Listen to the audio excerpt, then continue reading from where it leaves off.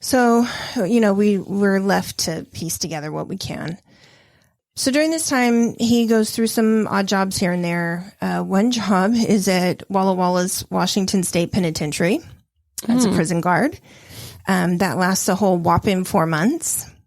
I don't know if he decided it wasn't for him or they decided he wasn't for them. I'm not sure who ended that relationship, but it didn't last long. Then he starts looking at some other options. He goes into the Army. That's kind of where the shit starts getting real.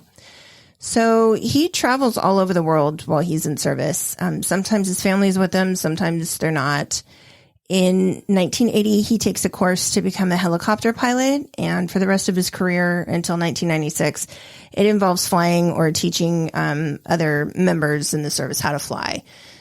One of the things that really stuck out to me was that everybody that you talked to who knew him talked about how great of a person he was. Yeah.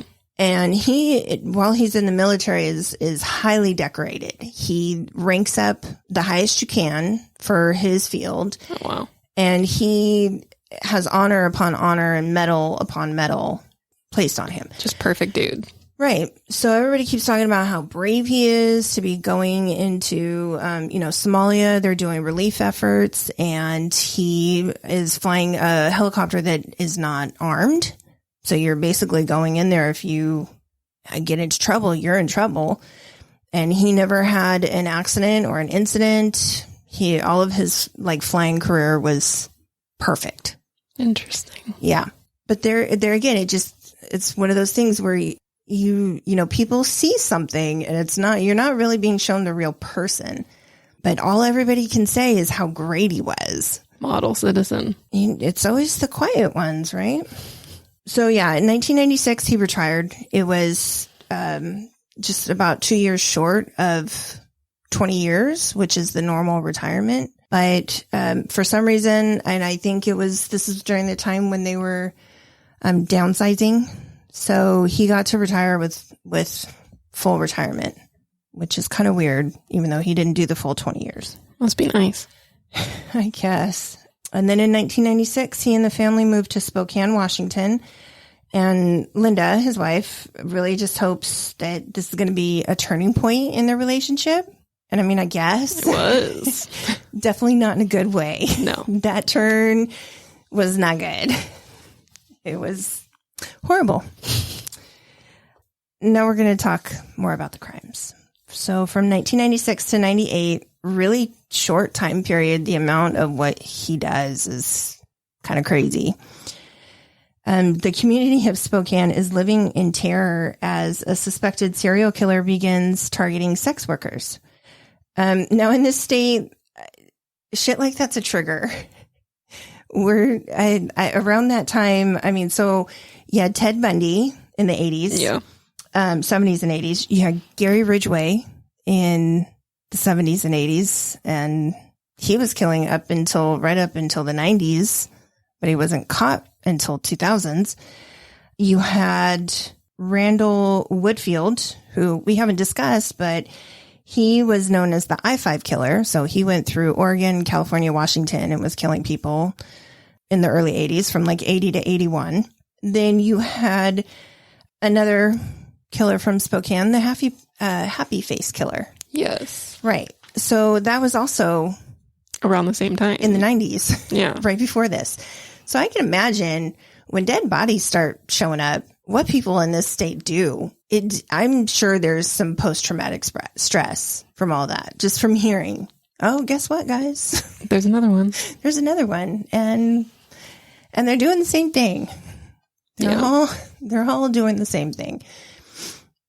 And again, not all of those people, and I'm sure many more, they didn't necessarily target sex workers. It's just the thought of there's somebody randomly going and killing people, and we have no way to stop them. We don't know who they are. Yeah. Yeah. The fear that must come.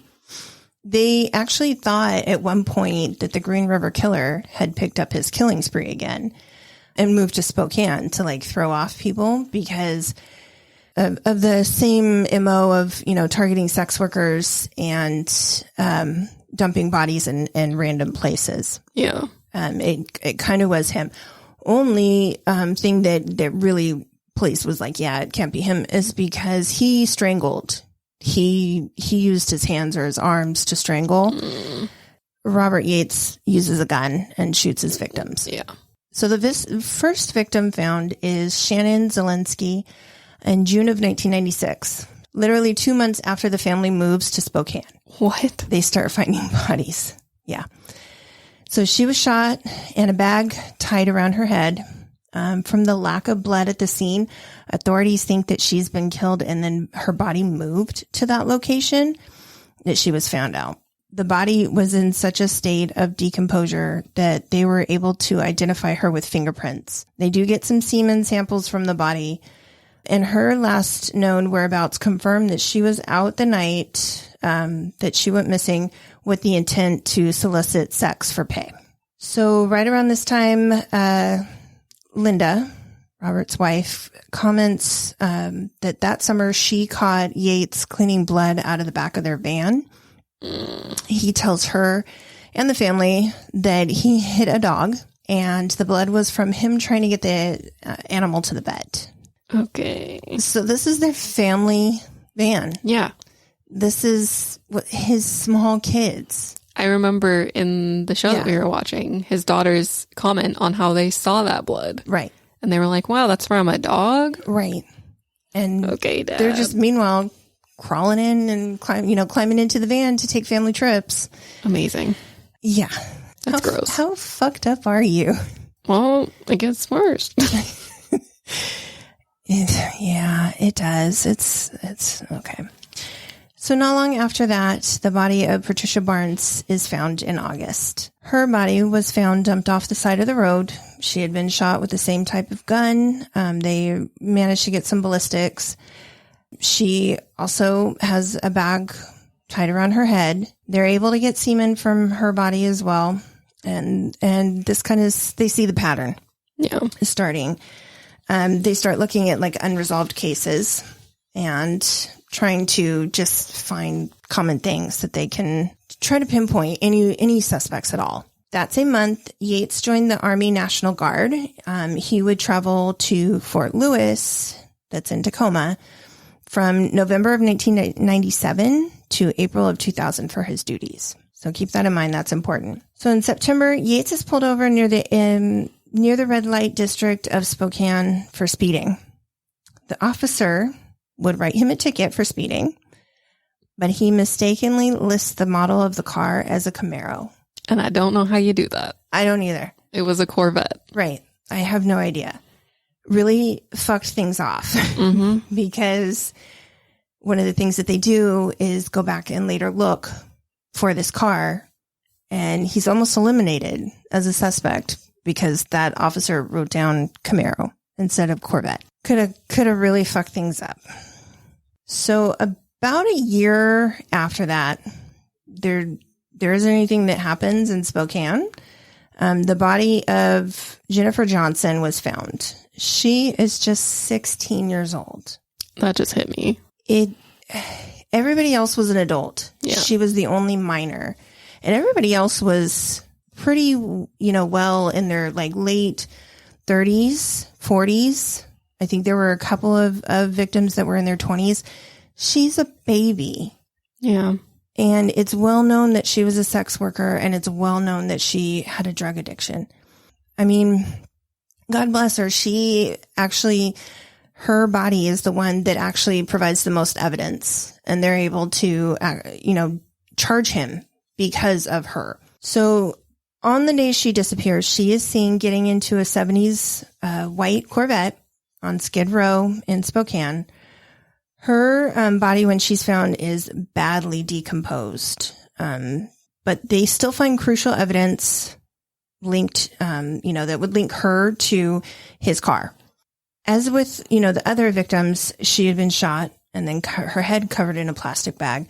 They now know that that's just his MO, period. So on the same day that Jennifer is found, they find the body of Heather Hernandez. And you guessed it, same thing. She's shot. She has a bag over her head. She was sexually assaulted. She was a well-known sex worker, and she also had a drug problem as well. So this type of, pattern went on for several more victims. From November to December of 1997, there's 4 victims: Darla Scott, Sean Johnson, Sean McClanahan, and Lori I think it's Wason, Wason, I'm sorry. They would all be found in similar fashion, shot to death, various states of undress, with plastic bags covering their heads. Sean McClanahan and Lori Wason were found on the same day. Same similar situation as the other 2 that were found on the same day. They were like right next to each other. Ugh. Right. The weird thing was they were talking about their scattered yard debris, like yard waste. Yes. There's stuff that's found with them that's obviously like yard waste. Like peanut shells are in it, styrofoam, pottery shards, weird shit. So they don't know they know it's something, but they don't know what to do with it. So it's, it's not helpful. A more wait and see. But it's something to go on, eventually it's important. So they also find a victim found in Tacoma near Fort Lewis who fit the MO. So Melinda Mercer, who was a known sex worker, was found shot with bags covering her head. She had minimal clothing on, and she had been sexually assaulted. So he then gets linked there. The next victim was found in February of 1998. That was Sunny Oster. Same MO as the other victims. Then in April, they find victim Linda Mabin in the same area as Sean McClanahan and Lori Wason. So the 2 that were found right next to each other with the weird yard debris, they would find another victim. He was very comfortable going back there. He dumped another body back there just a few months after that. That's a little careless. A little bit. And she had yard debris as well. What is that? I don't know. Like, why? I almost wondered if he killed them where that debris was from, because none of these victims there was only one victim that was actually found where she was murdered. All the other bodies were moved. But was he killing them in his yard then? I don't know. They never really tied that in. Yeah. So by this time, the family life for the Yates family had just completely disintegrated. Linda and Robert were having a horrible relationship. He was abusive, like mentally to her, but to the kids, he was physically abusive. The relationship just was shaky. She was well aware that he was having affairs with other women. Even the kids kind of had a suspect of it, suspected him of it, because there was one thing where they said they found like a phone book or an address book, and one of the kids started calling and said, "Hey, do you know who Robert Yates Jr. is?" And his answer was, "I think these are people that I'm calling for car parts." I think that's what he said. Like, these are people that I'm trying to, I have contacts to get car parts, because he was into fixing up cars. Was this his wife or his kids? No, one of his daughters did. I love that. She was like, "It's time to expose Dad." Yeah. She was not having it. She wasn't. Yeah. So it's well known that he was doing that. And Linda, I don't know. I feel bad for her. I don't know that she really said anything about it, though. It seemed like she didn't say anything and didn't really know what to do. Yeah. I think she was just in too deep, and maybe was he controlling? He was controlling over her. Yeah. Yeah. I think she just didn't know what to do. It was like mentally abusive to her.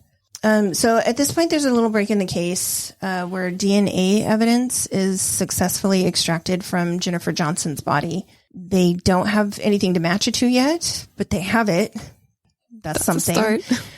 A couple months later, in July, the body of Micheline Durning is found in a known area in downtown Spokane where sex workers would hang out. Like I said, she's the only victim that is found where she was murdered.